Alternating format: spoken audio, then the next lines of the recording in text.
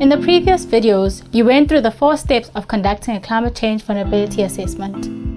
These are developing a list of climate change indicators in step 1, determining your exposure to these indicators in step 2, assessing how sensitive your area will be to the identified climate change indicator in step 3, determining your potential impact from climate change from the result of step 2 and 3.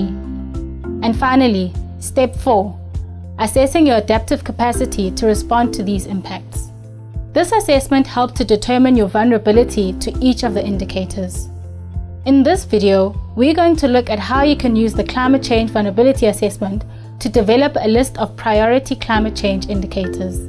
These are critical areas that will require responses in order for you to minimize your risk and vulnerability to climate change.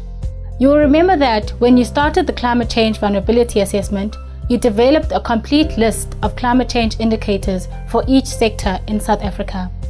You will also remember that a climate change vulnerability assessment is a process used to determine which climate change impacts are most important for your area. In order to prioritize your most important indicators, you began excluding indicators that were not relevant or important. Those indicators that you answered no to for exposure implies that you did not expect the particular indicator to take place in your area. Those that you answered low or medium to for the sensitivity question implies that the indicators are not relevant or of only medium importance to your area.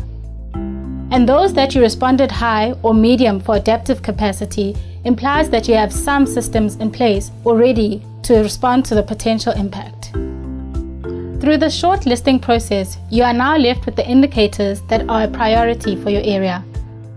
You should therefore make a list of the indicators that you scored the following for: yes for exposure, high for sensitivity, low for adaptive capacity.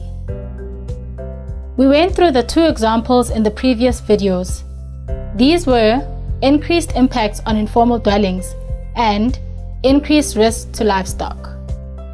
For the first example, increased impacts on informal dwellings, you scored yes for exposure, high for sensitivity, and medium for adaptive capacity. This is not a priority indicator because you scored medium for adaptive capacity. So there are systems in place to deal with this issue. For the second example, increased risk to livestock, you scored yes for exposure, high for sensitivity, and low for adaptive capacity. This is a priority indicator because this is an important and sensitive issue and you have no capacity to respond to it.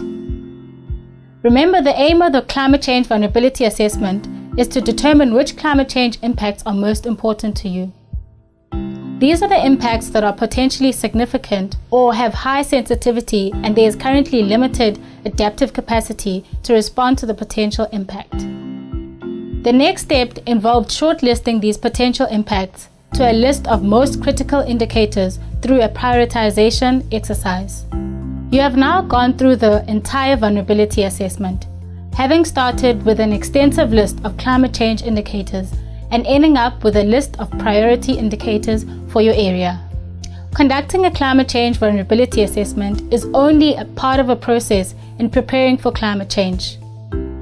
The next step is to begin identifying projects and responses to the priority indicators. These responses can be summarized in your climate change response plan. And from there, you need to make sure that the results from your climate change response plan are integrated into your municipal IDP and spatial development plan.